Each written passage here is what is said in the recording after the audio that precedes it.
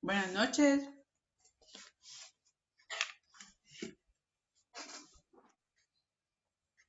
Buenas noches a los compañeros que ya se encuentran conectados. ¿Cómo están? Buenas noches. Buenas noches, licenciado. ¿Cómo están? Aquí, preocupados. ¿Por qué? ¿Y por qué está preocupado? Porque no hemos llegado a zona. Pero ya va a llegar, hombre. Este es el último aventón ya. Sí, Ya va a llegar a zona. Ya va a llegar a su nota final y va a ganar. ¿Cuánto lleva de zona? 21. Ay, ¿cómo va a ser 21? Sí, 21. No, hombre. ¿Es en serio? Usted no lleva 21. Bien, revíselo a ver. Ah, es que lo que pasa es que usted no ha expuesto. ¿Cuándo le toca que exponer? No sé si hoy o mañana, o el viernes, ¿qué es? Ah, hoy Ya van a estoy exponer preparado. 4. ¿Quiénes serían? Tienen que exponer la división de la cosa común, los temas tengo yo. La partición de bienes, la transacción, el compromiso y a los que les toca vamos a ver por nombre. Permítame. Por nombre le toca a Soto, Agustín Juan Daniel, Gómez Barrios Ronnie Fernando, Cua García Lourdes Elizabeth y vamos a ver, 2, 3, 4. Ah, no, answer, perdón. 1, 2, 3, 4. Arana García Jocelyn Andrea. Entonces no paso yo ahora. No, a usted no le toca hoy, a usted le toca el viernes. Oh, yo preparado, ya está bien emocionado estaba. Pero si quiere, A eso no le crea, Luna. comienza a Buenas exponer y noches. Jorge también. No, es que lo que pasa es que hasta aquí me tocó la nariz cuando le creció ese pajerazo. A ¿Qué tal, Linda? Buenas Jorge noches. le toca de último. Usted es el último. Vamos a A ver. leer, Es quería el último. El viernes, digo yo, vamos a ver. 1, Y 2, mire, 3, yo todavía 4. tengo duda. ¿Qué manda? Yo todavía tengo duda si es la división de la cosa común o el finiquito. No, lo que pasa es que aquí Según está mis cuentas, el programado finiquito. según el listado de actividades. Para la clase 31 está la división de la cosa común, la partición de bienes, la transacción y el compromiso. Finiquito está Linda, antes, digo perdone. yo. Fíjese que estaba viendo el estado oficial y corresponde el finiquito. Ahorita vamos a ver. Ah, es que el finiquito está antes. Perdón. Sí. Es un finiquito y la rescisión de mutuo, pero eso no le toca a usted. Estaba entre la división de la cosa común o el finiquito. Dígame usted cuál puede aportar más. Puedo agarrar ahí cualquiera de los dos aprovechando. ¿Cuál fue la otra, me dijo? Es que al principio yo pensé que era división de la cosa común, pero me estaba dando cuenta que es el No. finiquito. Ajá. Dígame usted cuál agarro, porque Es que mire, o pues cuál. ahorita, pero usted es el último. ¿Y por qué está ese tema en el último si está aquí en la clase 30? Vamos a ver. Mutuo confianza. A los de hoy, entonces, ¿qué es lo que les corresponde? Sería la garantía hipotecaria con garantía mixta. ¿Quiénes son los compañeros que van a exponer hoy? Buenas noches a los que ya se encuentran conectados. Permítame, Joblin, vamos a ver quiénes son. Está Soto Agustín Juan Daniel, Gómez A él Barrios le toca Ronnie Fernando. a Soto, perdón, Linda, a Soto creo que le toca el mutuo confianza. A mí me tocó el mutuo con garantía hipotecaria. Ah, sí, es que yo iba muy adelantada. Es que hoy voy terminando las clases. Sí, porque yo estaba en la clase 30 en la clase 30. Y apenas vamos por la clase número 28. No, 27, porque si dice usted que es mutuo confianza. Sí, esa le toca Y a a Soto. usted le corresponde mutuo con garantía hipotecaria. Sí, Luego hay otra persona que va a exponer mutuo con garantía mixta. Lourdes. Ajá, después le toca a alguien que es mutuo bancario. Está mi licenciada, buenas noches. Buenas noches, carta de pago. Y ahí Ese nos... es el licenciado. Ajá, la carta de pago. La más fácil le tocó a Will. La carta de pago. Luego, rescisión de mutuo a Cecilia Bercelí. Y el finiquito. Es que fíjese que todavía después de la Hobly y después de la rescisión del mutuo, hay un finiquito, pero antes de usted hay una compañera que es Cintia. Vamos a ver, Wilter, ¿qué le toca a usted? La carta de pago. Carta de pago o escritura de pago. De pago. Luego continúa con la 49, que sería la rescisión del mutuo, Cecilia Bercelí. Luego está Cintia Ivonne, a la que le toca el finiquito. Entonces, división de la cosa común le corresponde a usted, Hoblin. Ahí está. Ujú. Ahí está. Nos estaba contando que Cintia Ivonne, que en el estado oficial, Y ahí por lo general, terminan. siempre Cecilia va antes que yo. Pero Ahí ahí estamos. termina. Sí, ahí terminan. Y después ya las poquitas que nos faltan, ya me queda solo a mí lo que son forma notarial en los contratos, cómo se extingue la propiedad, los contratos litigiosos.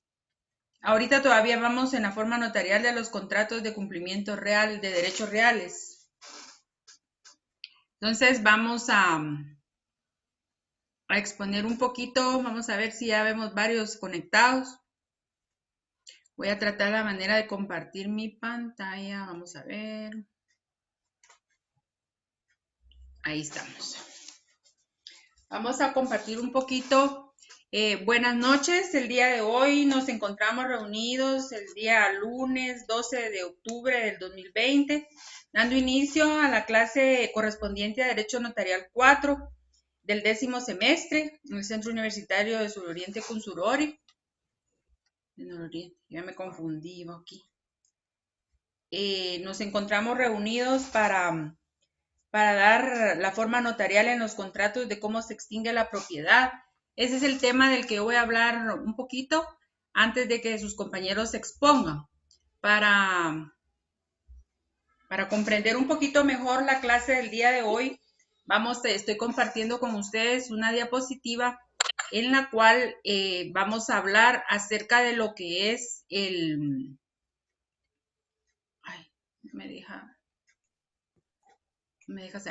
lo que es las formas de determinar la copropiedad.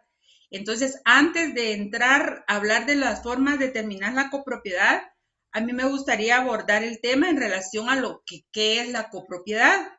Entonces, vamos a hablar acerca de lo que es la copropiedad. La copropiedad se puede dar, dice, de manera voluntaria o de manera judicial. De manera voluntaria va a ser cuando dos o más personas decidimos o deciden comprar una propiedad y ser copropietarios.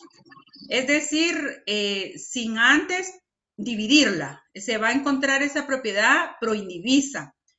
Esa es voluntariamente, ¿verdad? Juan Pérez con María Santos deciden comprar una propiedad y pasar a ser copropietarios.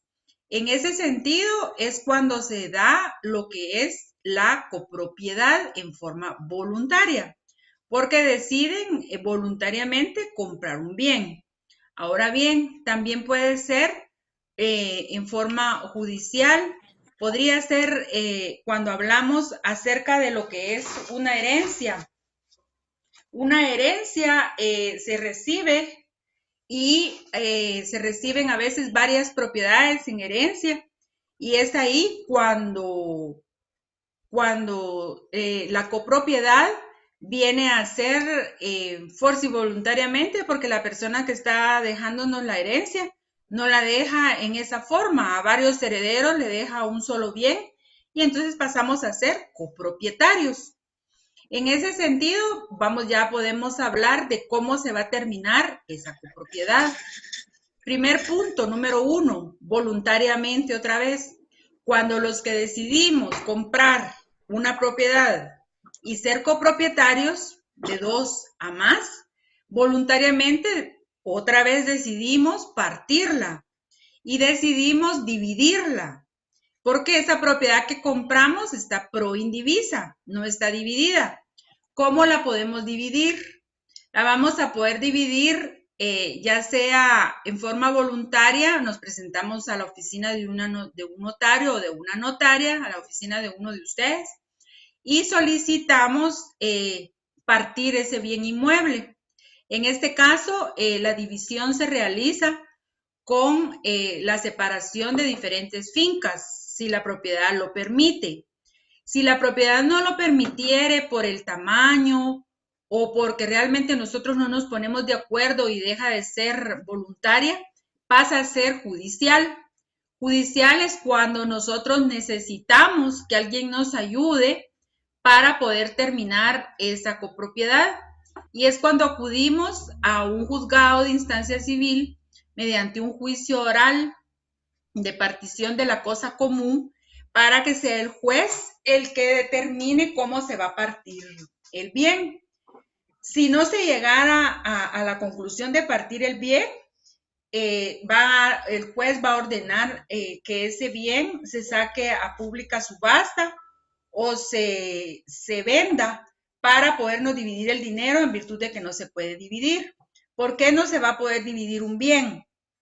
Resulta que a veces el bien que tenemos en copropiedad es tan pequeño que no permite físicamente poder partir el bien en 2, si fueran 2 o más, ¿verdad? Si fueran 4, imagínense una casa de 10 por 20, dividirla físicamente dentro de 4. Por eso es que se pacta el mejor ponerla en venta, dividir el dinero, porque es imposible en forma física poderla dividir. Esto es cuando un juez está decidiendo esa partición. Pero demos el caso que fuera voluntariamente, también tenemos que partir de esa idea, de que el bien se pueda físicamente partir. Ubiquémonos en una propiedad donde pues físicamente puedan salir 2 fincas, si son 2 los propietarios, los copropietarios, o si son 4 se pueda dividir en 4 fincas.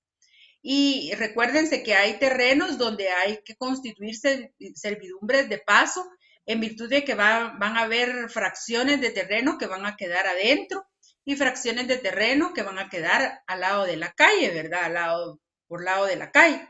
Entonces, en ese orden de ideas podemos nosotros determinar cómo va a ser la forma como va a terminar la copropiedad, ubicándonos en el primer punto de qué es la copropiedad y luego en qué forma, así como voluntariamente la constituimos, voluntariamente también podemos partir.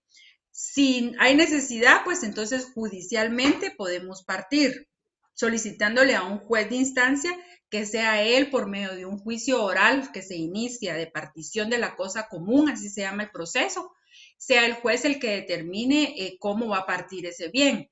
Ahora, ¿cómo se constituye la copropiedad? Habíamos hablado que también se constituye en forma voluntaria y cuando se da por medio de la herencia. Cuando un testador deja sus bienes, dispone de sus bienes para después de su muerte, el testador a veces deja sus propiedades a varios herederos y estos pasan a formar parte de la propiedad de diferentes bienes. En bienes que no están divididos, por eso se les llama proindiviso. Ahí también aparece otra figura que podemos observar. Tal vez quitan el micrófono. Bueno, aquí hablando de lo que es la partición voluntaria, hablamos de la copropiedad, la adquisición de un bien por 2 o más personas, que era lo que les había dicho. Por herencia, todos los herederos pasan a formar parte de la copropiedad. Y aquí hay algo importante, que es el derecho de tanteo. El derecho de tanteo, si ustedes recuerdan cuando estudiaron sus civiles, el derecho de tanteo es que cuando se va a dividir la copropiedad, uno de los propietarios tienen mejor derecho para adquirirla. Es decir, si somos dos los copropietarios y vamos a vender para dividirnos el dinero, el otro propietario que no desee vender va a poder comprar y quedarse con el 100% de la propiedad. El derecho de tanteo es el derecho que tiene de poder adquirir lo que se quiere vender o en una de las formas de terminar la copropiedad. Si el que tiene derecho al tanteo no quiere comprar, entonces se saca a la venta para los particulares, para que sea adquirido por un tercero o por un cuarto, ¿verdad? En su defecto. Las obligaciones previas o posteriores que se tienen que cumplir en estas escrituras públicas, porque todas son escrituras, donde, por ejemplo, en forma voluntaria vamos a dividir un bien, pues en las escrituras, en las obligaciones previas vamos a tener a la vista el título acreditativo con el cual se sustenta el derecho de propiedad. Luego vamos a tener también los documentos personales de identificación si no fueren de nuestro anterior conocimiento. Si hubieren menores, incapaces o personas que por no estar en el país tienen que ser representadas, tienen que ponerse a la vista las representaciones suficientes para poder actuar en el acto, ya sea para venderle al copropietario la parte que corresponde, sacar a la venta la propiedad, o si bien así fuera la voluntad, poner el bien en desmembración y sacar las fincas necesarias para los propietarios ya en forma particular. Una finca grande que tiene 4 propietarios se va a someter a desmembración de 4 terrenos que van a pasar a formar nuevas fincas, las cuales van a tener nuevo número de inscripción, folio y libro en el Registro General de la Propiedad. Y regularmente lo que se hace es que se van sacando finca por finca para ir desmembrando y para ir de esa forma partiendo con la copropiedad. Y la última, que es lo que resta de la propiedad, le queda a uno de los copropietarios. Lo que sobra, siempre y cuando ya se ha determinado las medidas exactas, porque la copropiedad, si son 2 los propietarios, son dueños exclusivos de la mitad. Si fueran 3, de la tercera parte.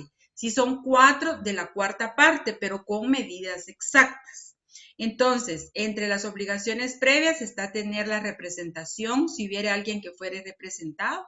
Si fueren desmembraciones que se van a realizar o solo se va a partir, solo se va a sacar una, siempre va a tener que tener a la vista el notario un plano correspondiente que va a ser el que va a regir la escritura de desmembración, que es la que se va a realizar, para poder autorizar la escritura donde va a pasar a formar una nueva finca, un nuevo folio en el libro, ¿verdad? Donde se encuentra la inscripción. El copropietario siempre va a tener que dar su consentimiento para realizar esa desmembración, porque por ser copropietarios tienen igual derecho sobre la propiedad. Si se vende a un tercero, pues los 2 van a tener que comparecer porque son los copropietarios para dar en compraventa a un tercero, ¿verdad? Luego, entre las obligaciones previas, pactar el precio, los honorarios que se van a cobrar por la escritura, tomando en cuenta los gastos. Dentro de los gastos se contempla lo que son los timbres notariales, timbres fiscales, el impuesto correspondiente. Si va a ser una desmembración la que se va a realizar, las desmembraciones surten efectos de primera inscripción, en el sentido de que pasan a formar por primera vez un nuevo número, un nuevo folio en el libro. Entonces, esas están sometidas al 12%. No vayan a cometer el error que cuando están pactando las obligaciones previas, no se les explica a las partes lo que son los gastos que van a surgir de pago de impuestos, gastos de timbres notariales, porque si es una propiedad muy grande, recuerden que el código específico, la ley específica manda que los timbres notariales en los testimonios especiales pueden llegar hasta 300 quetzales. Pero si esos 300 quetzales ustedes no los contemplan y van a cobrar 500 por la escritura, resulta que al final todo lo que ustedes están solicitando de honorarios se les van a ir en gastos. y después las personas no se los van a reponer porque ustedes no pactaron en las obligaciones previas todos los gastos y en forma separada lo que son los timbres notariales y timbres fiscales, especies fiscales, todo lo que son los impuestos. Luego, en las posteriores, pues es razonar los títulos con los que acreditaron, enviar al Registro General de la Propiedad las escrituras correspondientes, si fuera de desmembración, si fuera de compraventa del bien en completo. Entre los posteriores también tenemos el faccionamiento del testimonio especial, cálculo de impuestos notariales, tenemos el cobro de nuestros honorarios, el cumplimiento de todas las formalidades, si son bienes inmuebles que tienen obligación del impuesto único sobre inmueble, pues dar los avisos correspondientes en la municipalidad de cada municipio. Entonces es así como de manera general, porque ya va a llegar el momento donde el compañero al que le corresponde lo que es la forma de determinar la copropiedad, que ahí sería la partición voluntaria a uno de los compañeros que les va a corresponder eso. Ya van a comprender mejor porque yo les he adelantado un poquito acerca de lo que se refiere el tema, que son las formas de determinar la copropiedad, iniciando y recordándoles lo que es el derecho de copropiedad, donde se puede establecer que es de manera voluntaria o por herencia, que se llega a conformar, ¿verdad? O por disposición de última voluntad, o también por disposición de los padres, porque les dejan en copropiedad, les dan en compraventa, pero es disposición que a veces los padres hacen, no dejan testamento, ni declaración de última voluntad, ni una donación. Puede ser por medio de donación, o de una vez dejan en compraventa, pero son disposiciones ajenas a la voluntad de los copropietarios. Es lo contrario cuando voluntariamente, por no contener todo el dinero, voluntariamente uno decide adquirir un bien con otra persona o con más personas, ¿verdad? Ahora, cuando es por herencia, pues ya les expliqué que es por medio de un testamento, de una donación por causa de muerte, de una donación de las simples entre vivos, o porque así lo deciden las personas y en compraventa les dan así. El derecho de tanteo también ya se los expliqué, que es el derecho que se tiene cuando hay copropiedad, de que cuando se quiere comprar o vender un bien inmueble, los copropietarios tienen mejor derecho que un tercero. Los que no tengan voluntad de vender o tengan el dinero suficiente para comprar, ejercitan este derecho. De lo contrario, si las personas que son copropietarias no tienen ningún interés en quedarse con el bien, entonces se lo dan a un tercero. Es de esta forma como les doy la introducción para este tipo de contratos en particular y darle forma notarial en el negocio jurídico a lo que es la partición. Cómo pueden ser las formas, cómo terminan, cómo se extingue el derecho de copropiedad. Empezamos con una partición voluntaria, puede ser una partición judicial por medio de un proceso oral de partición de la cosa común. Puede ser también de manera judicial, ¿verdad? Que es la que es en el juzgado. Entonces, no sé si ya estarán preparados los compañeros a los que les corresponde el día de hoy exponer. El día de hoy vamos a escuchar a 4 personas. Las 4 personas que van a exponer el día de hoy es Soto Agustín Juan Daniel, Gómez Barrios Ronnie Fernando, Cua García Lourdes Elizabeth y Arana García Jocelyn Andrea, en ese orden. Entonces, no sé si ya estarán listos. Sí, estoy listo, Ligda. Va, entonces permítame, solo voy a terminar yo mi pantalla y le voy a dar, no sé si va a utilizar, ahí está ya autorizada la pantalla para que usted pueda iniciar con su exposición. Buenas noches y bienvenido, lo escuchamos. Bueno, muchas gracias. Ahorita comparto la pantalla. ¿Se logra ver ahí? Sí. Mutuo confianza. Ajá. Buenas noches, licenciado. Buenas noches, compañeros. El día de hoy me tocó exponer sobre el contrato de mutuo confianza. Para empezar, pues cabe recalcar que es necesario explicar primero qué especificaciones lleva el contrato de mutuo en general. Y acá está de que es aquel contrato en virtud del cual una persona recibe cierta otra cantidad de dinero u otras cosas fungibles con condición de devolver otro tanto de la misma especie o calidad. Este contrato más que todo consiste en, como diríamos coloquialmente, en prestar algo y esperar la devolución por la parte de la persona a la que se le prestó. Sus características es que es oneroso, ya que se busca lucrar con este contrato, no es simplemente por hacer el favor, por así decirlo. Recae sobre cosas fungibles, o sea, cosas que se pueden volver se pueden devolver, no son cosas únicas que nada más se pueden utilizar solo una vez. Por su finalidad se transfiere la propiedad de lo prestado. Por sus efectos es necesaria la devolución de otro tanto de la misma especie y calidad. En la mayoría de casos, pues, por conveniencia de la persona que presta el bien, se utilizan intereses, lo cual es la ganancia que le queda a la persona que presta el bien. Por los riesgos, estos son para que el que recibe el mutuo por eso transferido la propiedad del mutuado. Por la extinción, es necesario esperar el vencimiento del plazo establecido para reclamar la devolución de la cantidad prestada. El fundamento legal de este contrato se encuentra en el Código Civil, en los artículos de 1942 al 1956. Las obligaciones previas al otorgamiento de la escritura del mutuo. Esto, en otras palabras, se podría decir que son los requisitos que se necesitan para que las personas puedan hacer posible este contrato, que serían los documentos de identificación para una debida identificación de ambas partes. En caso de que fueran conocidos por el notario, pues el notario lo especificará en el contrato.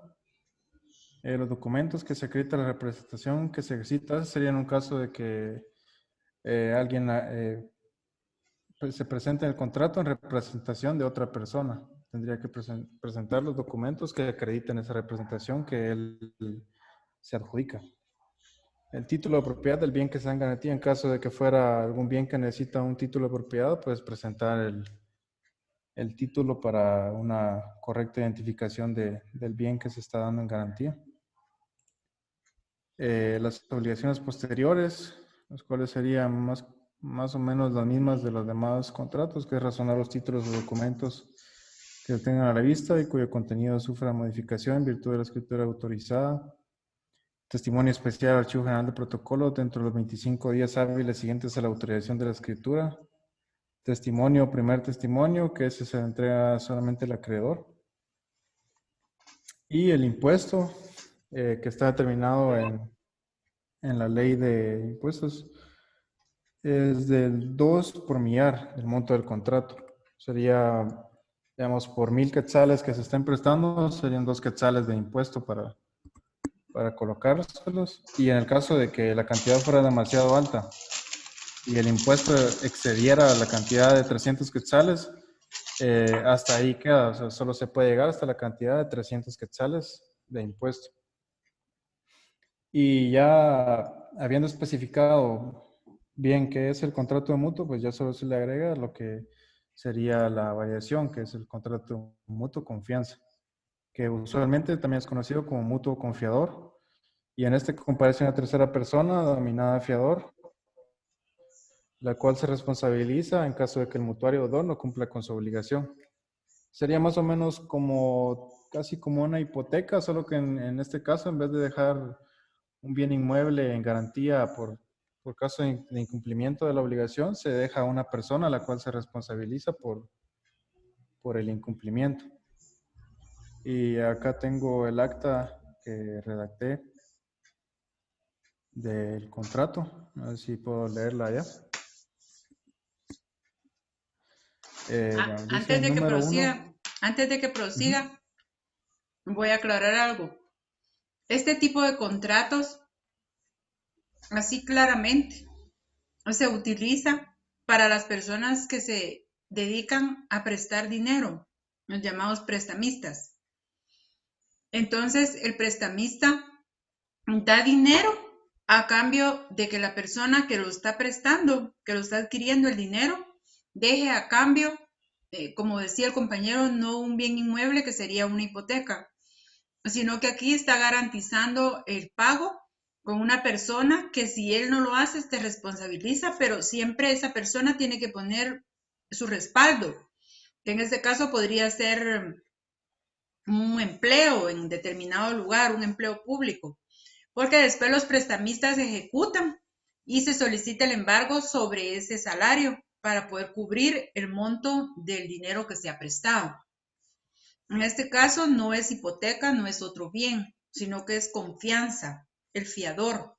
El fiador pasa a ser deudor porque se solidarizan dentro del contrato, dentro de la escritura pública que el compañero va a compartir, donde dice que se vuelven fiador mancomunado, solidario de la obligación. Entonces, en ese caso es que si el deudor no paga, el fiador es el que va a pagar con su salario y pierden el dinero, ¿verdad? El que nunca pierde es el que está otorgando, el que está prestando el dinero, porque aparte de eso está cobrando intereses, aparte del, como él bien decía, no es un favor, sino que es oneroso. Cobra intereses a cambio de prestar el dinero. Bueno, ahorita sí ya puede compartir su escritura. Está bien, muchas gracias, licenciada.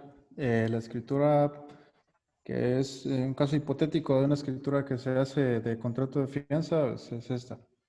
Número 1, en el municipio y departamento de Jalapa, el día 5 de octubre del año 2020, ante mí, Juan Daniel Soto Agustín, notario, comparece por una parte el señor José Alejandro González Morán, de 22 años de edad, soltero, guatemalteco, bachiller en computación con orientación científica, de este domicilio, quien se identifica con documento personal de identificación con código único de identificación número 3.388, 40.388, 2.101 y posterior a eso está la cantidad que se acaba de decir en números.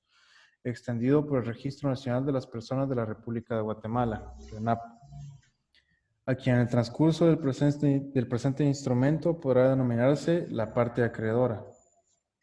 Por otra parte, el señor Luis Ángel Escobar Castañeda, de 30 años de edad, soltero, guatemalteco, bachiller en Ciencias y Letras, de este domicilio, quien se identifica con documento personal de identificación con código único de identificación número 1240, 38.128, 2.101, luego está la cantidad de números, extendido por el Registro Nacional de las Personas de la República de Guatemala, RENAP, a quien en el transcurso del presente instrumento podrá denominarse la parte deudora.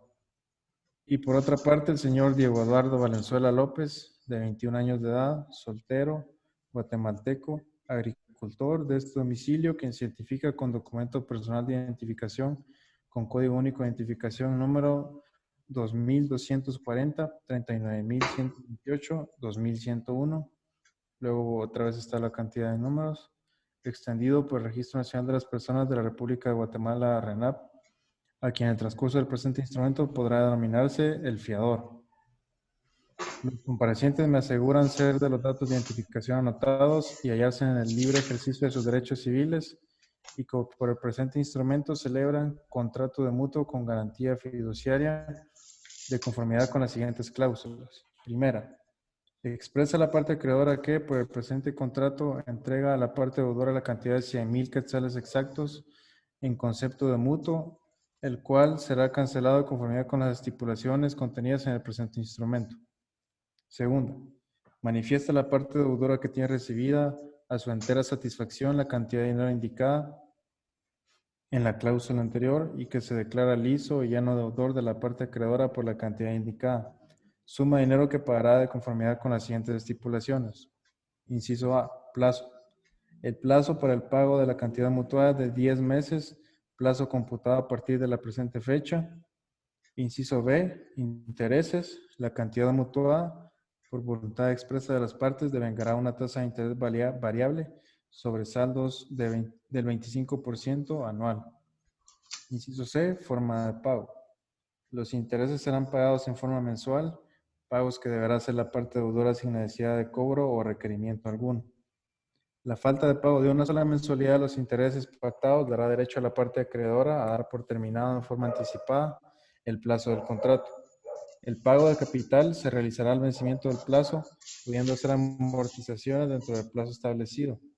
Cualquier pago, tanto del capital y o intereses, se hará efectivo a través de depósito en la cuenta bancaria de ahorros identificada con número 211-50-12.000.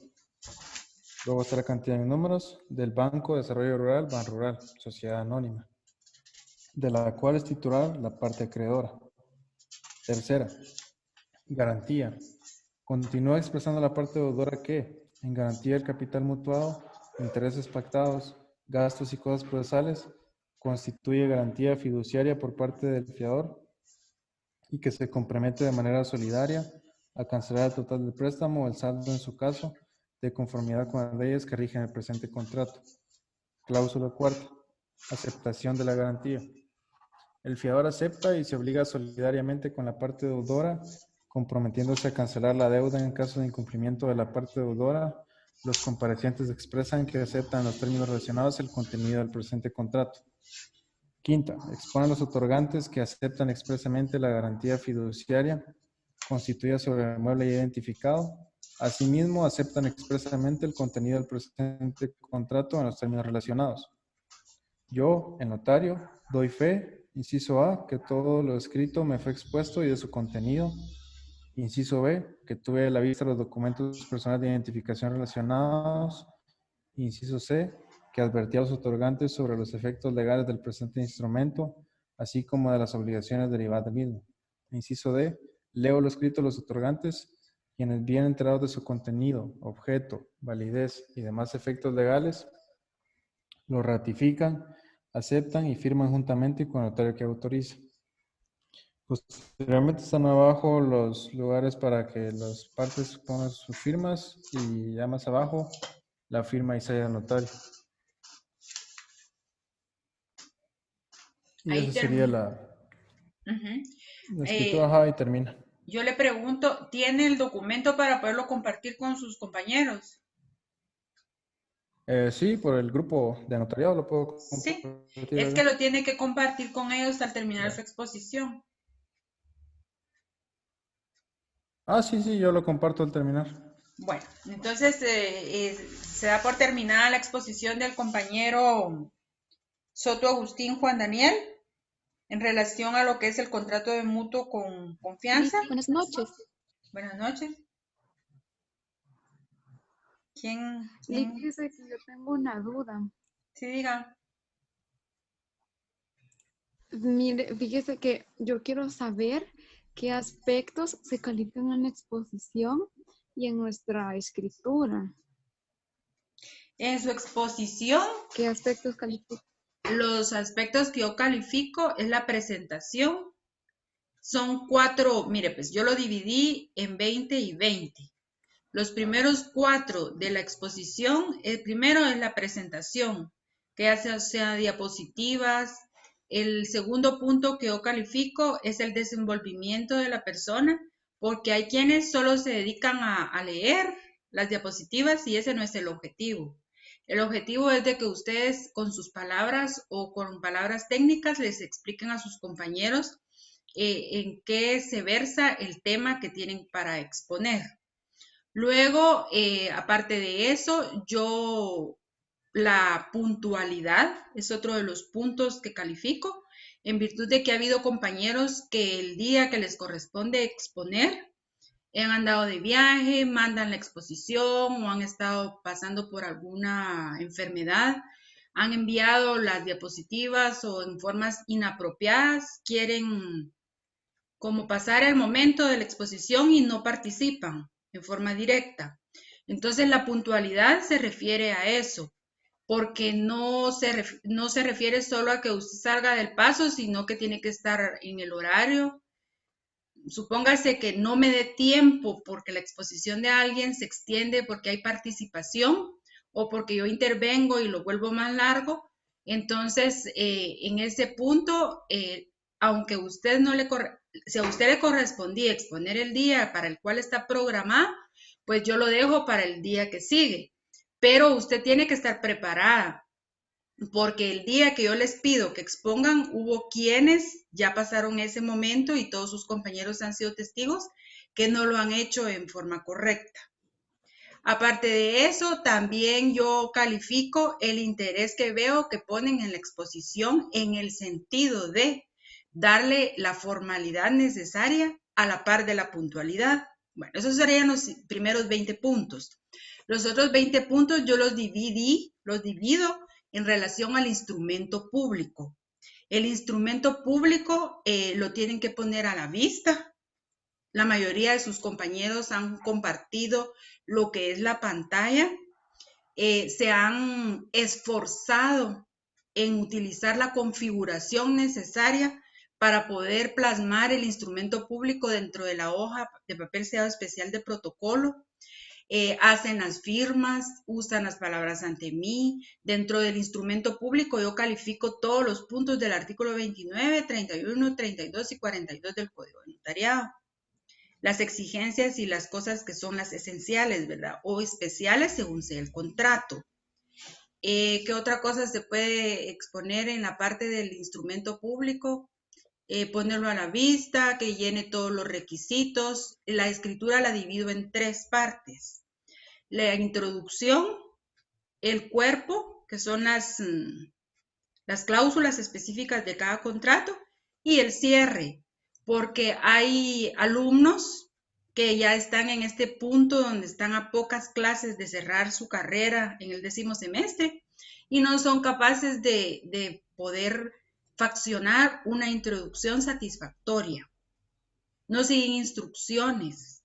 Entonces hacen instrumentos públicos que no llenan los requisitos. Esa es la forma como yo califico. Por ejemplo, si usted a la hora de hacer el cierre de su instrumento público no lo hace correctamente porque por eso lo pone a la vista. En ese momento, si usted ha estado en todas las actividades, se ha dado cuenta. Como yo le he a veces corregido a los compañeros que ya expusieron, no sé si a usted ya expuso, no sé con quién estoy hablando. Sí, ya expuse, por eso le pregunto, porque Ajá. yo tengo duda en mi nota. Yo tengo 30 y la verdad yo no entiendo por qué, porque, o sea, cumplí con lo que usted dice y hay compañeros que no expusieron, porque hay una compañera que no expuso y ella tiene 20. Entonces, ¿cómo ahí ya no le estoy oyendo? ¿Una compañera que no expuso?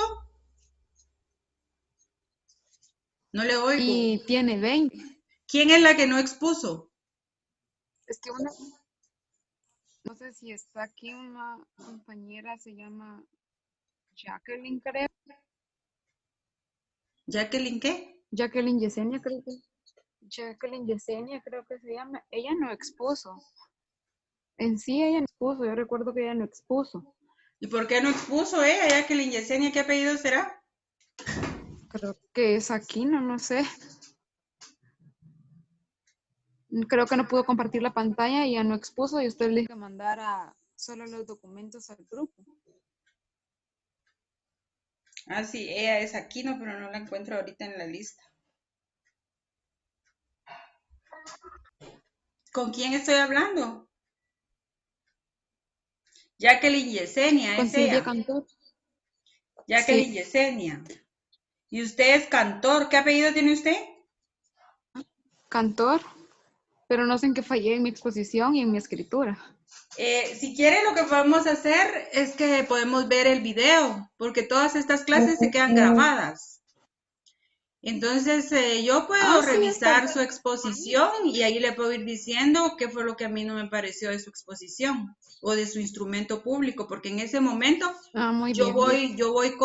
voy interrumpiendo y si algo no me parece, hasta ha habido, no sé si usted Ajá. tiene completa la Sí, asistencia, está. donde usted A se mí ha no dado me cuenta, interrumpió nada. donde usted se ha dado cuenta que yo hasta he dicho que ya no suspendo las exposiciones, porque a mí no me parece la forma como se está trabajando y mejor las llevo a cabo yo.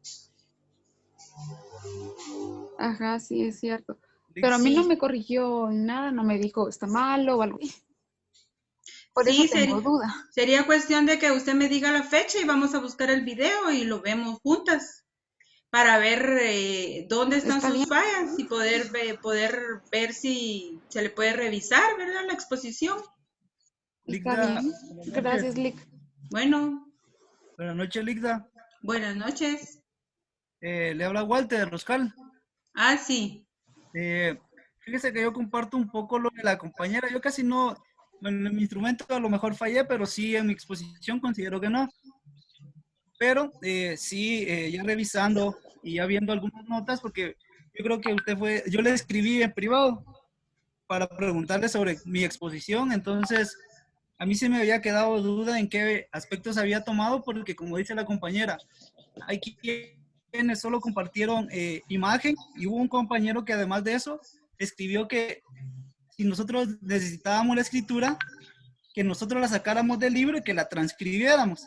Y creo que uno de los compañeros lo hizo y creo que ese compañero tiene 20 y 20. Entonces, a veces, y comparto un poco el sentimiento de la compañera que no tenemos los puntos en total, dado que algunos otros compañeros no hicieron lo que nosotros realizamos. Entonces, solo era para manifestar eso, Ligda, y preguntar. Bueno, ahora ya aclaró qué aspectos se tomó, entonces ahí ya me queda un poco claro en qué fallé, pero sí también tomar en consideración que otros compañeros no hicieron algunas cosas y tienen notas totales. Entonces, solo para eso, Ligda. Está bien. Yo si me da la fecha de su exposición, le puedo así en la siguiente clase explicar qué fue lo que hizo mal, porque yo sí recuerdo que a usted le corregí algunas cosas, pero no lo tengo fresco en la memoria. No, Ligda, yo estoy, ahora que ya explicó los aspectos que calificó, estoy consciente de mi nota, pero sí vamos a lo de que algunos compañeros, a lo mejor yo no lo hice bien, pero los compañeros tampoco lo hicieron bien y tienen notas correctas, entonces, o completas. Entonces, eso nos trae un poco a no saber cómo era la forma en que la había calificado, si sucedieron esos casos, ¿verdad? Sí.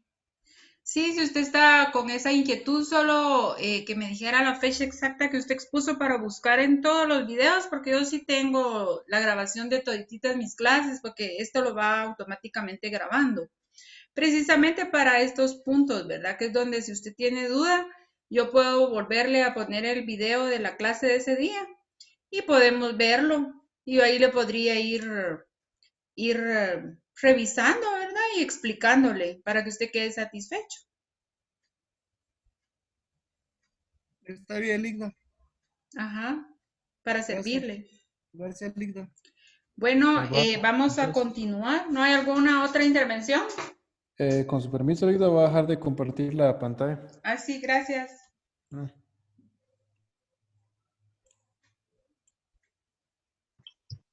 Me tocaría a mí, Lick. Ronnie, por favor, inicie. Permiso.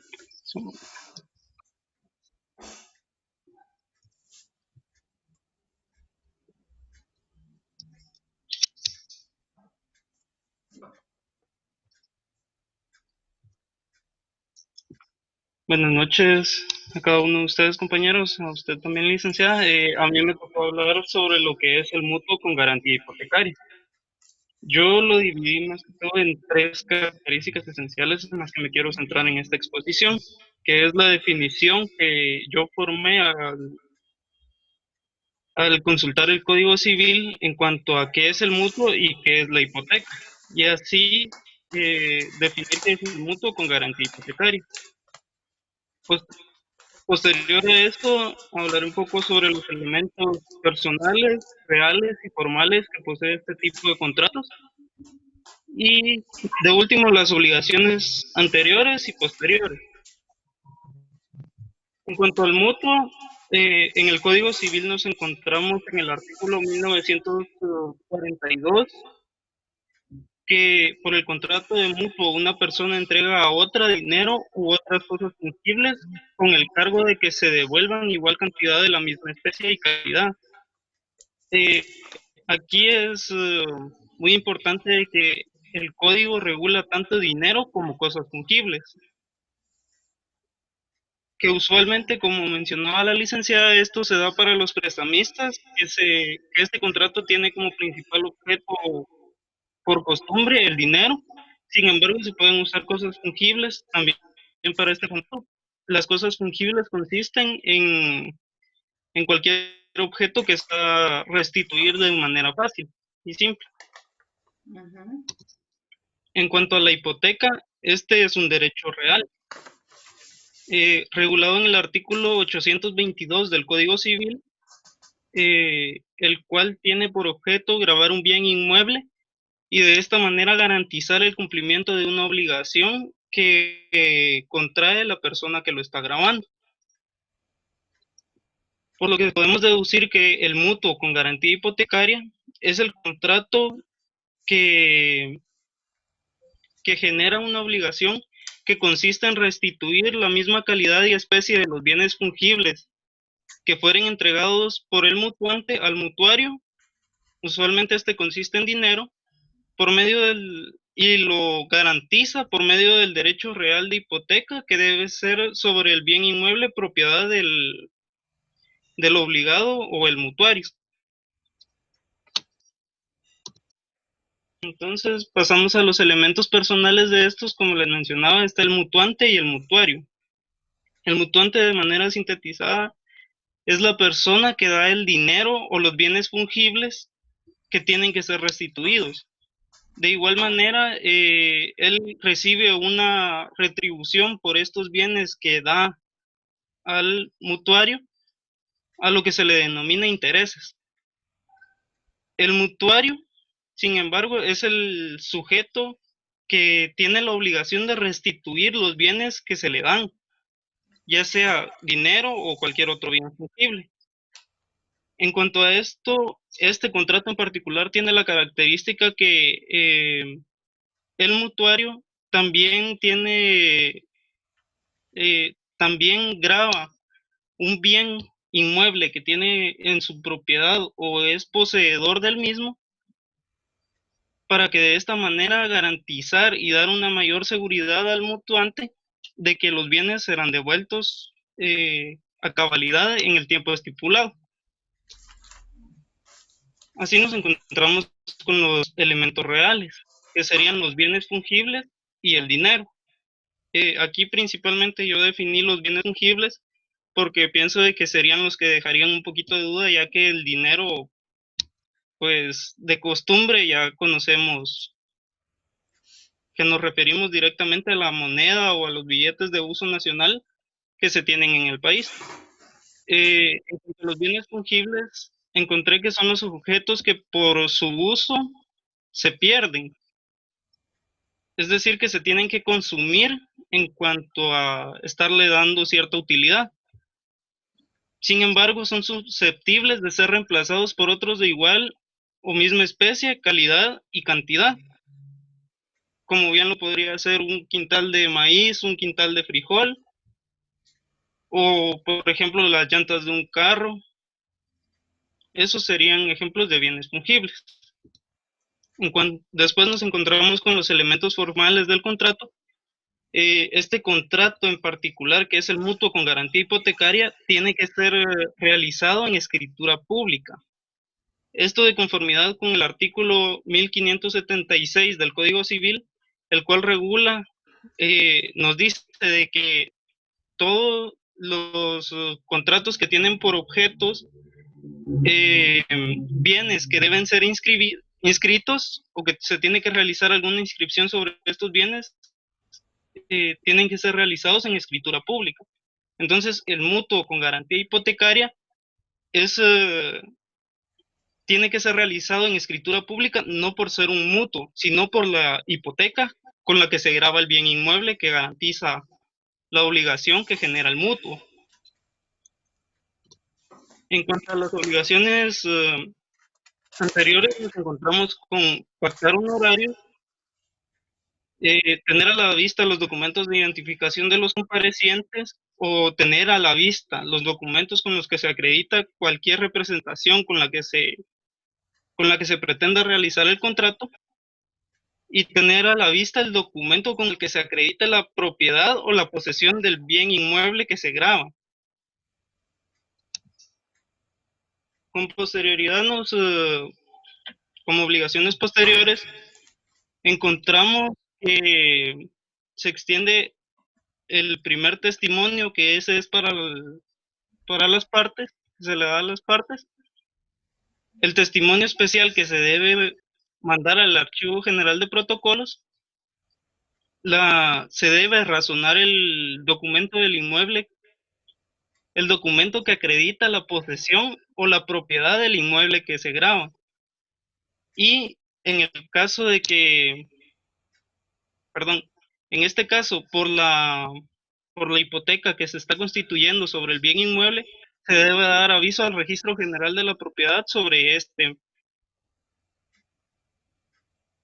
Solamente, licenciada, ahora les voy a enseñar el contrato que... Solo lo voy a interrumpir.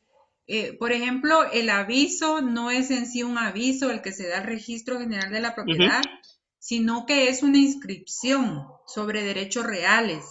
El Registro General de la Propiedad tiene inscripciones de propiedad, traslativas de dominio, y aparte tiene las inscripciones sobre los derechos reales, que en este caso sería en la hipoteca. Entonces, las hipotecas tienen un lugar, primer lugar, segundo lugar, tercer lugar, porque hay bienes que son objeto de varias inscripciones en el sentido que son de valor amplio y dan esa oportunidad de que se puedan grabar varias veces. Entonces, si nosotros ingresamos al Registro General de la Propiedad, podemos entrar específicamente a lo que es el registro sobre derechos reales. Y ahí es una de las obligaciones posteriores sobre este contrato, es presentarlo al Registro General de la Propiedad, ya sea de la zona central o del segundo registro, precisamente para que se lleve a cabo la razón de la inscripción sobre derecho real, es decir, las hipotecas. No está siendo traslativa de dominio, sino que es solo la inscripción sobre el derecho real.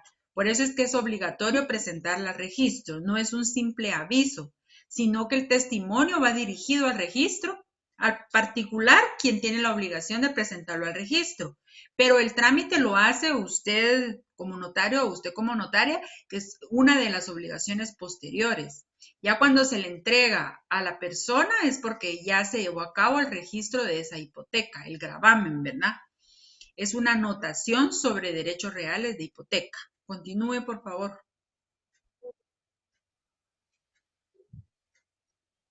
En este caso, sería siguiendo los requisitos que pide el Código de Notariado. Nos encontramos con el número de la escritura, el lugar en donde se celebra y la fecha. El notario que lo facciona, las partes que comparecen y sus generales de ley para ser identificados, y que los dos son personas de mi anterior conocimiento para hacer un poco más simple la escritura.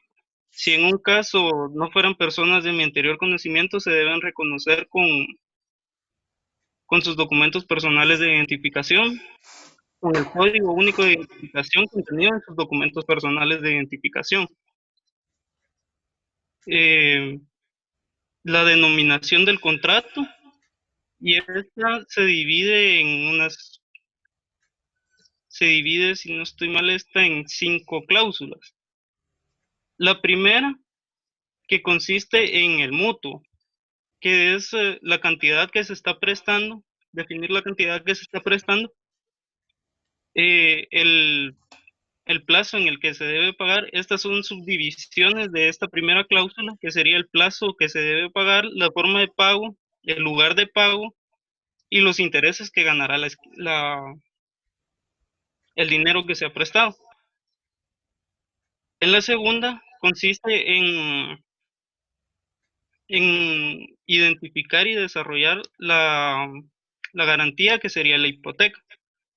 Aquí se describe el título que tenemos a la vista para poder, con el que se acredita la posesión o la propiedad del bien inmueble que se está enajenando, que se está grabando. Y como tercera nos encontramos que la declaración del deudor, en el que hace constar que no existen gravámenes, anotaciones ni limitaciones que afecten los derechos de la acreedora. En la cuarta se encuentra la manifestación expresa, toda vez que el Código Civil en su artículo 841 regula que la hipoteca debe ser aceptada de manera expresa por la acreedora y por el deudor. Y por último nos encontramos con el cierre, en el que se hace constar que los comparecientes están de acuerdo con el contrato, y de igual manera de todo lo que se da fe, que es de lo expuesto, de haber tenido a la vista los documentos. En este caso no sería, aquí me equivoqué, perdón, se me pasó. Sí, porque eran de su anterior conocimiento. Sí, sería solo la primera copia simple legalizada de la escritura, que es con la que se acreditaba la posesión del inmueble que se graba. El Y derecho de en propiedad tercero, es ahí. No es la posesión, no que el derecho de propiedad. ajá,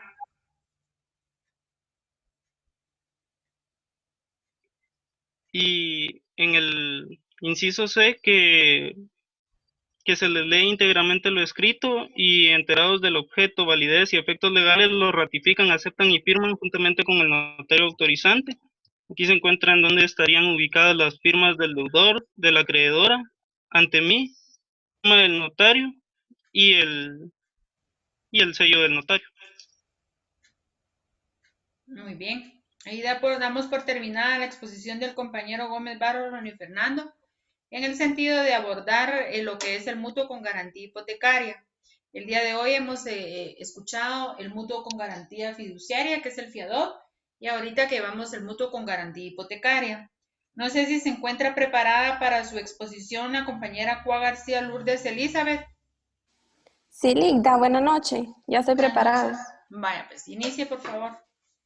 Está bien, solo van a compartir pantalla mi compañera. Me va a hacer el favor de compartir pantalla. Ahí está. Ahí está. Buenas noches, licenciada. Buenas noches, compañeros. El día de hoy tengo a bien exponer sobre el contrato de mutuo con garantías mixtas. Como bien ya conocemos el contrato de mutuo en sí, pero para sistematizar mejor las ideas sobre el mutuo con garantías mixtas, definiremos el mutuo de la siguiente forma. El contrato de mutuo es aquel contrato en virtud del cual una persona recibe de otra cierta cantidad de dinero u otras cosas fungibles con condición de devolver otro tanto de la misma especie o calidad. Este lo encontramos regulado en el artículo 1942 al 1956 del Código Civil. Ahora bien, conoceremos sobre los elementos de dicho contrato, los cuales se dividen en los personales, reales y formales. Dentro de los personales encontramos al mutuante, que sería en este caso acreedor, al mutuario, que sería deudor, y en los elementos reales, que sería el dinero o cosas fungibles. En el elemento formal sería que es un contrato real y que este mismo contrato se hace constar en escritura pública por las garantías mixtas que cuenta este contrato. Siguiente diapositiva, por favor. Seguidamente haremos mención sobre ciertas particularidades del contrato de mutuo con garantías mixtas, o qué es en sí el contrato de garantías mixtas. El mutuo con garantías mixtas es en algunas ocasiones una sola garantía, suele no ser suficiente para garantizar la obligación. Entonces se encuentra que una sola obligación puede ser garantizada con varias garantías, determinando así las siguientes. Existen diferentes garantías las cuales pueden llevar los contratos de garantías mixtas. Entre estas podemos encontrar la hipoteca de bienes inmuebles, que lo podemos regular en el artículo 822 del Código Civil. En sí, la hipoteca consiste en afectar el valor de unos bienes determinados en garantía del cumplimiento de una obligación, también determinada o determinable. El gravamen pesa sobre los bienes hipotecados, tanto si son del deudor como si no lo son o dejan de serlo. La hipoteca constituye una desmembración del derecho de propiedad, traba la enajenación del inmueble, impide la realización de ciertos actos que se podrían ejecutar si no existiera hipoteca. Ahora bien, La definición contenida en nuestro ordenamiento civil en el artículo 822 es la siguiente. La hipoteca es un derecho real que grava un bien inmueble para garantizar el cumplimiento de una obligación. Es entonces la garantía constituida sobre bienes que no se entregan al acreedor y que le da derecho a este en uso de incumplimiento de la obligación garantizada a ser pagado con el valor de dichos bienes en el grado de preferencia establecido por la ley.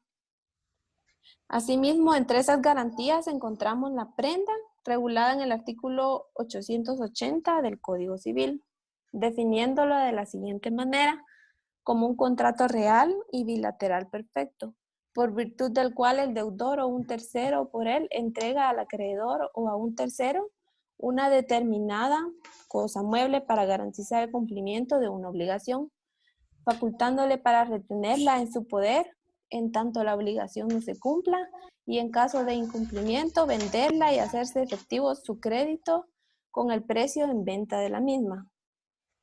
Su regulación legal, como ya lo mencioné, está en el artículo 880 del Código Civil, en donde la prenda es un derecho real que grava bienes muebles para garantizar el cumplimiento de una obligación. Ahora bien, la fianza regulada en el artículo 2100 del Código Civil y que tiene dos acepciones, a saber, la primera, la que se le considera como sinónimo de todos los de garantía, siendo consecuentemente un criterio sumamente amplio y en él se incluyen también la hipoteca y la prenda, las cuales se encuentran reguladas separadamente en nuestro derecho sustantivo civil, y la segunda que simplemente la denomina como contrato de fianza, entendida como garantía puramente personal y a la que también se le denomina seguridad personal. Siguiente diapositiva, por favor, Rocío. Obligaciones previas al otorgamiento de la escritura de mutuo con garantías mixtas. Antes de faccionar la escritura se establecen obligaciones de su creación. Número 1, los documentos de identificación de los comparecientes si no fueran conocidos por el notario. Número 2, documentos con que se acredita la representación que se ejercita si fuera el caso. Número 3, título de la propiedad del bien en que se dan garantía, asimismo cuando sea prendario sobre el registro de garantías mobiliarias. Siguiente diapositiva. Obligaciones posteriores. Número 1, sería razonar los títulos o documentos que se tenga a la vista y cuyo contenido sufra modificación en virtud de la escritura autorizada. Número 2, testimonio especial al Archivo General de Protocolos dentro de los 25 días hábiles siguientes a la autorización de la escritura. Y número 3, el primer testimonio para el acreedor. Yo creo que la teoría se termina ahí, licenciada, y empezaría a compartir lo que es mi escritura. Por favor. Lo único antes de continuar es aclarar un poquito en el sentido de cuando habla de lo que es hipoteca, prenda y fianza. Aclarando que las hipotecas son sobre bienes inmuebles, las prendas son sobre bienes muebles identificables y registrables, y las fianzas son personales con garantía de sobresalarios o propiedades que tenga el fiador, ¿verdad? Continúe, por favor. Gracias, licenciada. Ahora proceder a efectuar la presentación sobre la escritura del contrato de mutuo con garantías mixtas. Dicho contrato, licenciada, me costó un poco faccionarlo porque no es muy común, pero me guié bastante en el libro y como bien sabemos que la escritura la podemos dividir en introducción, el cuerpo y cierre, determinando en la introducción las generales de ley según el artículo 29 del Código de Notariado, y que por cuestiones de tiempo nos delimitaré a exponer la principal de dicha escritura. Podemos observar que acá el señor Adolfo Francisco Vázquez Morán es el mutuante, en este caso también llamado acreedor. Asimismo, el señor Víctor Rodrigo Méndez Aguilar, que determina al mutuario, o sea, al deudor, también se le podría denominar así. Acá en la primera cláusula podemos determinar que se realiza el mutuo por la cantidad establecida en dicha escritura, que sería la cantidad de 680,000 quetzales. Asimismo, se establece el plazo, la forma del pago, los intereses por dicho acuerdo celebrado. En la segunda cláusula se establece que el señor Víctor Rodrigo Méndez Aguilar se declara deudor ante el señor Adolfo Francisco Vázquez Morán. En la tercera cláusula podemos determinar en dónde existe una de las garantías establecidas dentro de dicha escritura, la cual es denominada como hipoteca, determinando la cláusula de la siguiente manera. Hipoteca. En primer lugar, sobre la finca de su propiedad. Sobre la finca de su propiedad se encuentra inscrita en el Registro General de la Propiedad de la Zona Central con el número 3600, folio 112 del libro 129E, del Departamento de Jalapa, consistente en un terreno en barrio El Porvenir del municipio de Jalapa y Departamento de Jalapa, sin construcción, con el área, medidas y colindancias que constan en el registro, incluyéndose en la hipoteca todo cuanto de hecho y por derecho corresponde al mismo. Esta garantía cubre el 80% de la obligación. Asimismo, se pueden observar acá en el inciso B, que está donde estaría la prenda, que en primer lugar, sobre la máquina de tejidos industriales, también de su propiedad, marca Juki, modelo 3000 con registro 8000, inscrita en el registro de garantías mobiliarias al número 508. Esta garantía cubre el 20% de la obligación. Aquí en la cuarta es donde se hace constar de que el deudor se expresa sobre el inmueble descrito y que no existen gravámenes, anotaciones ni limitaciones que puedan afectar los derechos de la otra parte. En la quinta cláusula podemos ver la aceptación del acreedor sobre la hipoteca de la finca y sobre la prenda que se da en garantía. En la sexta se da a conocer de que están en pleno acuerdo sobre dicho contrato que se ha realizado. Y se determina asimismo el cierre de dicha escritura en donde se da fe de lo expuesto, de donde se tiene a la vista el título que se acredita la propiedad del bien hipotecario, así como el título del registro mobiliario de la prenda en garantía, y asimismo las advertencias a los otorgantes, y sobre la inscripción del testimonio de esta escritura en el Registro General de la Propiedad, leyendo lo escrito a los otorgantes, quienes enterados de su contenido, objeto, validez y demás efectos legales, lo aceptan, ratifican y firman. Está la firma del mutuante y del mutuario ante mí y firma y sello de la notaria. Muy bien. Solamente, licenciada. Está bien, se da por terminada la exposición de la compañera Cua García Lourdes Elizabeth, solicitándole a la compañera Arana García Jocelyn Andrea si se encuentra lista para la exposición. Sí, licenciada, buenas noches. Buenas noches, ¿cómo está? Lo único que le voy a indicar que por el espacio de tiempo que tenemos, no sé para cuántos minutos tiene usted programada su exposición. Unos 10 minutos más o menos. 10 minutos. Entonces, la escuchamos. Por favor, proceda. Voy a compartir la pantalla.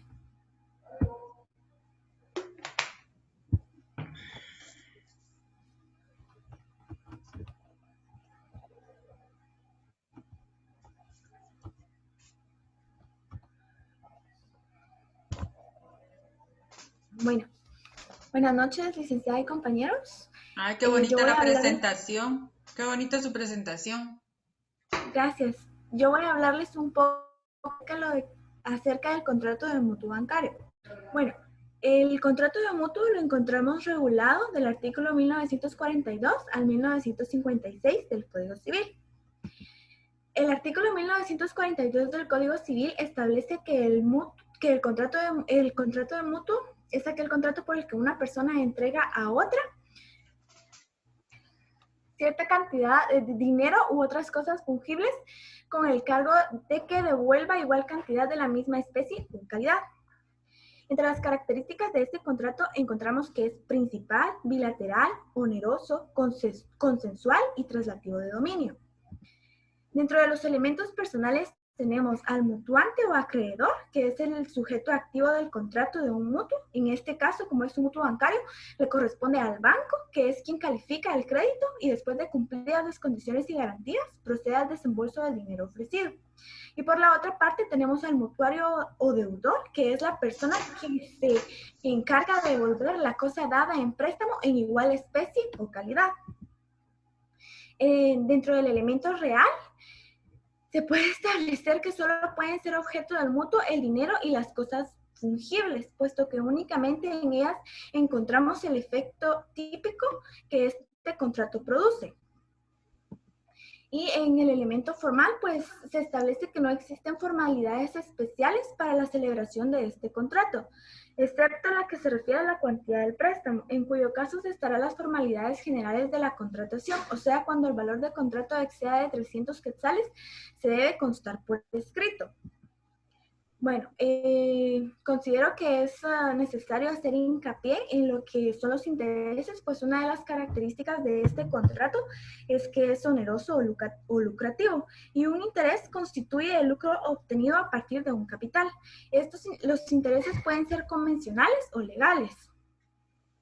Bueno, los voluntarios o convencionales son aquellos que las partes pactan, pues se rige la libertad de estipulación de intereses, y cuando las partes no pactan un interés, se está lo dispuesto en el artículo 1946 del Código Civil. El mutuo bancario es aquel otorgado por instituciones bancarias. Este contrato siempre se realiza o se fracciona en base a una minuta proporcionada por el banco, con las condiciones impuestas por el banco que el deudor debe aceptar, incluso una tasa de interés variable. Esto quiere decir de que durante el plazo o término que se pacte en el contrato, el interés va a ser cambiante. Es decir, por ejemplo, se pacta un interés del 11%, en el contrato y se establece que va a ser variable. Pueda que el contrato sea de 5 años y un año sea del 11%, el otro año sea del 12% y así sucesivamente. La Ley de Bancos y Grupos Financieros en su artículo 50 establece que los bancos, antes de conceder financiamiento, deben cerciorarse razonablemente si los solicitantes tienen la capacidad de generar flujos de fondos suficientes para atender el pago oportuno de sus obligaciones dentro del plazo convenido. Por su parte, también el artículo 51 del mismo cuerpo legal establece que los créditos que se concedan a los bancos deberán estar respaldados por una garantía. Es decir, o sea, si la persona no establece una garantía, el banco no le va a dar el préstamo. Dentro de las obligaciones tenemos los documentos de identificación de los comparecientes, si no son conocidos por el notario, el documento con el que se acredita la representación que se ejercita, si fuera el caso, que en este caso sí es, porque la parte acreedora es una entidad bancaria, entonces se debe actuar a través de su mandatario o su gerente general, dependiendo del caso, y el título de propiedad del bien que se da en garantía. Dentro de las obligaciones posteriores, tenemos razonar los títulos o documentos que se tengan a la vista, el testimonio especial al Archivo General de Protocolos dentro de los 25 días hábiles siguientes a la autorización de la escritura, y el primer testimonio para el acreedor. Y los impuestos, en el testimonio especial se cubre el impuesto de timbre notarial y por tratarse de un valor determinado desde el 2 por unidad del monto del contrato. Es decir, que si el contrato de mutuo es por 10,000 quetzales, se va a multiplicar, esos 10,000 quetzales se multiplican por 2 y se dividen en los 10,000. Y el testimonio para el cliente, que ese no está afecto a impuestos. Bueno, ahora pasaría a la parte de práctica del contrato. Toda escritura debe cumplir con las formalidades esenciales que regulan los artículos 29. Jocelyn, ¿Sí? ¿Por qué no respira un poquito? ¿Por qué no respira un poquito? Sí. Respire un poquito. Respire unas 3 veces y saque el aire, porque está muy sin aire, la siento yo que está muy... ¿Acelerada? Respire un poquito. Es que su exposición ha estado muy bonita, pero... Sí, pero cálmese un poquito porque la siento que está sin aire. No, de verdad, sí estoy respirando. Bueno, Sí, lo voy a tratar de hacer más lento. despacio, ajá, un poquito más despacio, por... Bueno, pues comience. Bueno, la escritura debe cumplir con las formalidades esenciales que regulan los artículos 29, 30 y 43 del Código de Notariado. Se principia por el número de la escritura, que en este caso es la número 47, luego el lugar y fecha de otorgamiento, las palabras ante mí, el nombre de la notaria, que en este caso es mi nombre, la calidad con que se actúa, que es de notaria, y se procede a la identificación de los comparecientes. Como en este caso es una entidad bancaria la que está actuando como parte acreedora, pues como ya lo estipulé, actúa a través de su mandataria especial con representación. Esa calidad se tiene que acreditar con una escritura de mandato, en este caso es la escritura número 812, autorizada en la ciudad de Guatemala el 22 de julio de 2008 por el notario Eduardo Arce Valenzuela. Este testimonio se tiene que encontrar debidamente inscrito en el registro electrónico de poderes del Archivo General de Protocolos del organismo judicial. Y como se trata de una sociedad anónima, también se tiene que encontrar inscrito en el Registro Mercantil General de la República. Bueno, después de la identificación de los comparecientes, que viene a ser la parte introductoria de la escritura, como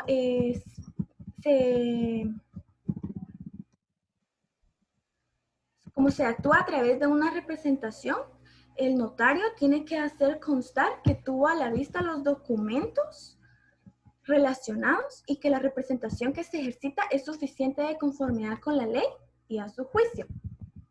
Luego estipula que los comparecientes se encuentran en el libre ejercicio de sus derechos civiles y que en la calidad con que actúan exponen que mediante la resolución número CN5AG03-3-820-2020 de fecha 9 de octubre de 2020, emitido por el Coordinador de Negocios de la Región 5 de Jalapa y Jutiapa de Banco de Desarrollo Rural Sociedad Anónima, celebran el contrato de mutuo bancario con garantía hipotecaria.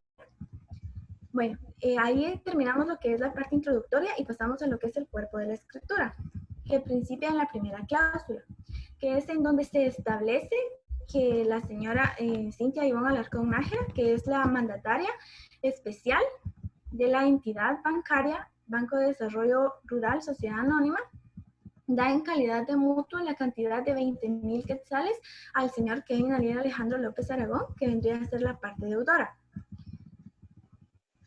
Se establece para qué se va a utilizar el dinero, en este caso es para una remodelación y cancelación de tarjeta de crédito, y se establecen las estipulaciones sobre las cuales se regirá el contrato.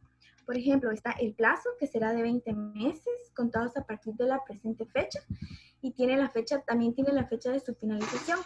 Está la forma de pago, que es como la parte deudora pagará la cantidad mutuada, que serán en amortizaciones mensuales, niveladas, vencidas y consecutivas, que incluyen capital e intereses de 1,000 quetzales.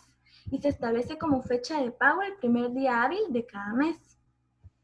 Bueno, la parte deudora expresamente autoriza a la parte acreedora para que de cualquiera de las cuentas aperturadas a su nombre en la institución se debite la cantidad necesaria para pagar la amortización a capital y o intereses adeudados, efectuando para el efecto los débitos con cargo a la disponibilidad de dichas cuentas. Si no hubiera fondos suficientes disponibles, la parte deudora se obliga a efectuar el pago en la fecha y plazo estipulados en el presente contrato. También se estipula acerca de los intereses, que en este caso será del 11% anual, el cual es variable, y los recargos por mora, que en caso de incumplimiento, si no se cancela en la fecha establecida, el banco cobrará un recargo por atraso en el pago de la cuota capital e intereses en 5 puntos porcentuales arriba de la tasa originalmente pactada, y el cual deberá aplicarse después de vencido el plazo para el pago de intereses. Los pagos se realizarán en la sede de la entidad acreedora, la cual es conocida por la parte deudora. Esta misma acepta que el crédito puede ser cedido, grabado o negociado en cualquier forma por la parte acreedora, con posterior notificación al obligado. En la segunda cláusula, la parte deudora expresa que se reconoce el listo y llano deudor del Banco de Desarrollo Rural Sociedad Anónima por la cantidad mutuada de conformidad con las estipulaciones ya establecidas, las cuales acepta expresamente. Además, también declara que en caso de incumplimiento del contrato, renuncia al fuero de su domicilio y se somete a los tribunales que la parte acreedora elija. Es decir, que al estipularse esto, que él renuncia al fuero de su domicilio, la parte acreedora puede demandarlo tanto aquí en Jalapa como en el juzgado de Petén, y señala como lugar para recibir notificaciones su residencia ubicada en Primera Calle 2-28, Zona 1, Barrio de la Democracia del municipio y departamento de Jalapa. Se compromete a dar aviso por escrito en forma anticipada de cualquier cambio de su residencia, en el entendido de que si no lo hiciera se tendrá por válidas y bien hechas las notificaciones y avisos que ahí se le hicieron.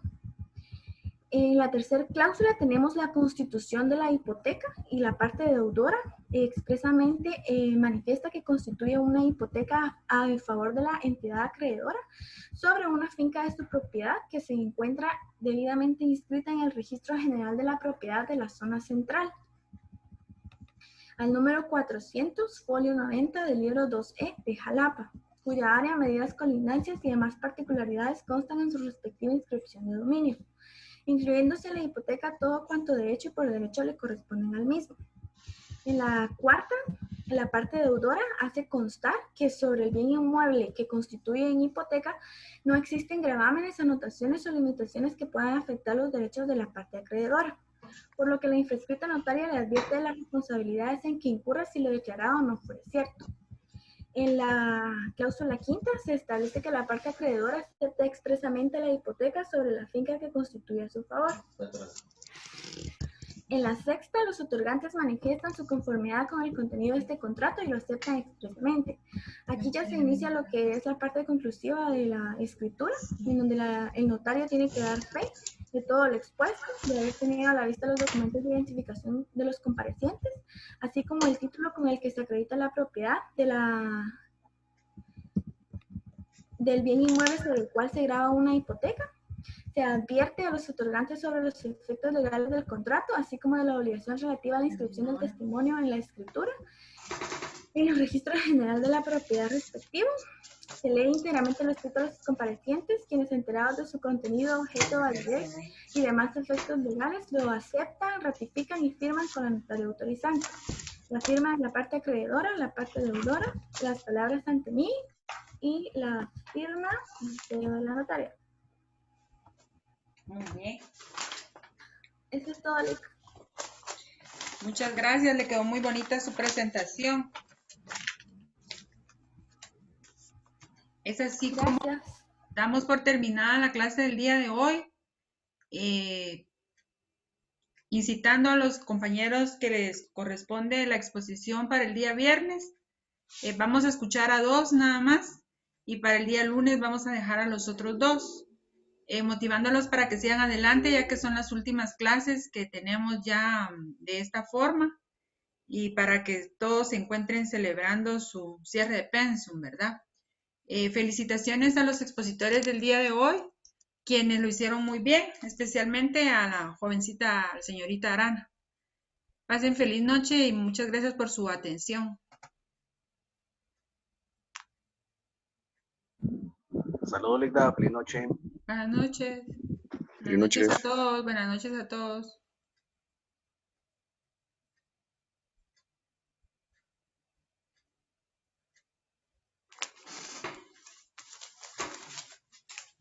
Mejor dicho, que a alguien le dijiste sus fallas, decirle sus áreas de oportunidad. ¿Qué? Sus fallas. Fallas o errores, algo así le dijiste. Porque le estabas diciendo que había que